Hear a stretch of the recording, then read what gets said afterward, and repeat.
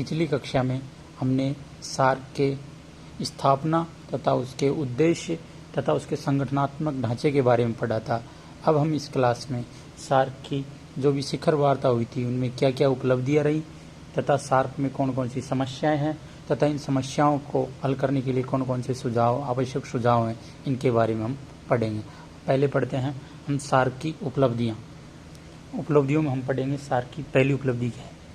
तो भाई शिक्षा के क्षेत्र में सहयोग करने के लिए सार्क विश्वविद्यालय की स्थापना, सार्क यूनिवर्सिटी की स्थापना नई दिल्ली में की गई है।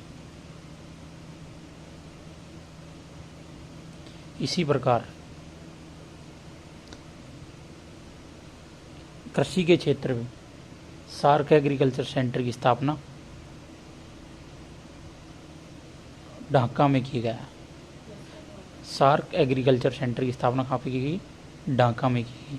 इसी प्रकार सार्क कल्चरल सेंटर, सांस्कृतिक सेंटर ऐसे बोलते हैं, कल्चरल सेंटर, सांस्कृतिक केंद्र की स्थापना श्रीलंका में की गई है। इसी प्रकार ऊर्जा के क्षेत्र में सार्क एनर्जी सेंटर, ऊर्जा के क्षेत्र, ये इसकी स्थापना पाकिस्तान में की गई है। और सार्क डेवलपमेंट सेंटर, सार्क के विकास के लिए development centre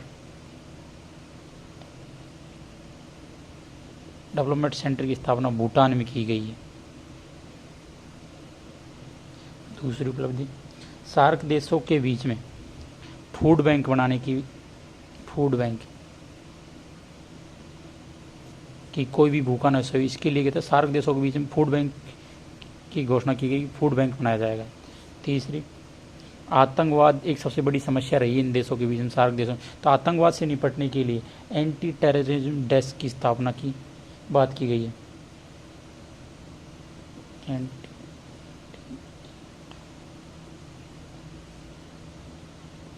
anti terrorism desk की स्थापना की गई।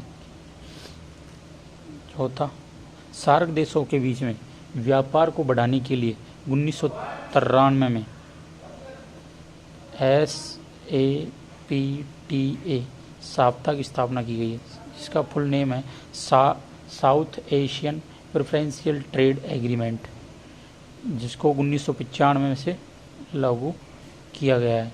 इसी प्रकार 2004 में इसके स्थान पर SAFTA south Asian free trade agreement की स्थापना की गई है, इसी सम्मेलन में सदस्य देशों को विकासशील देश तथा अल्प विकसित देशों में विभाजित किया गया है,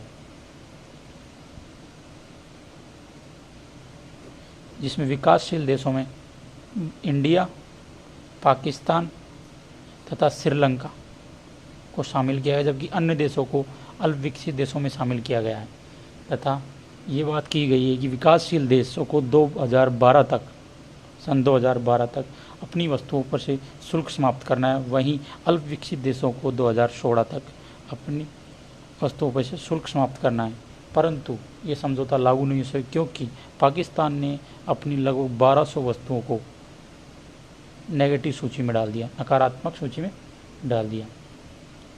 छठी, 2020 में इसी प्रकार व्यापार को बढ़ाने के लिए 2020 तक एक दक्षिण एशियाई आर्थिक संघ बनाने की बात की गई थी, दक्षिण एशियाई आर्थिक संघ। परंतु चूंकि व्यापार समझौता लागू नहीं हो सका, ये फ्री ट्रेड एग्रीमेंट वाला, तो इसीलिए ये समझौता भी लागू नहीं हो पाया। सातवीं उपलब्धि, सदस्य देशों के बीच में निवेश को बढ़ाने के लिए सार्क चैम्बर ऑफ कॉमर्स की स्थापना की गई है।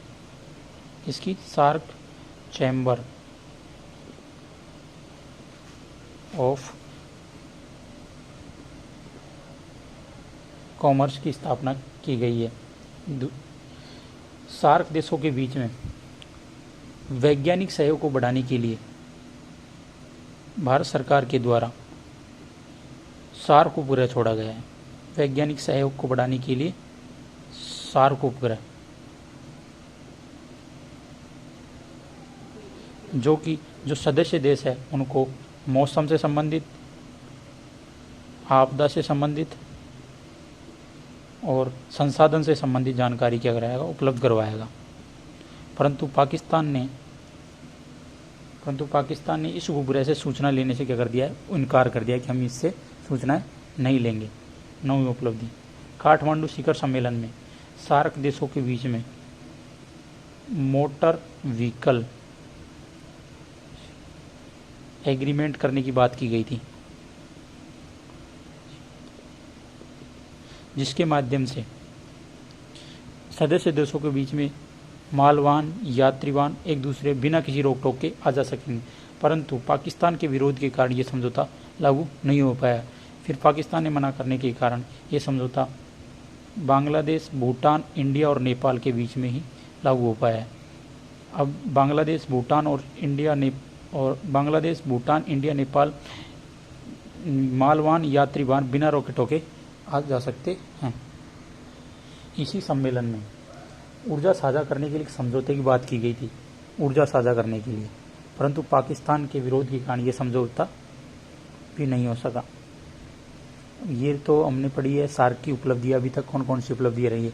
हम सार्क में आने वाली समस्याएं पढ़ेंगे, सार्क से संबंधित कौन कौन सी समस्याएं तथा इनको दूर करने के सुझाव। समस्या नंबर पहली, एक तो इनके शिखर सम्मेलन होते हैं वो नियमित रूप से आयोजित नहीं होते। शिखर सम्मेलन नियमित रूप से आयोजित नहीं होते, पहली समस्या तो यही है। दूसरी समस्या कि भाई द्विपक्षीय मुद्दे जैसे भारत पाकिस्तान मुद्दे क्षेत्रीय मुद्दों से ज्यादा हावी रहते हैं, क्षेत्रीय मुद्दों से ज्यादा हावी रहते हैं। तीसरा, समझौते क्या होते हैं, पूर्ण रूप से लागू नहीं हो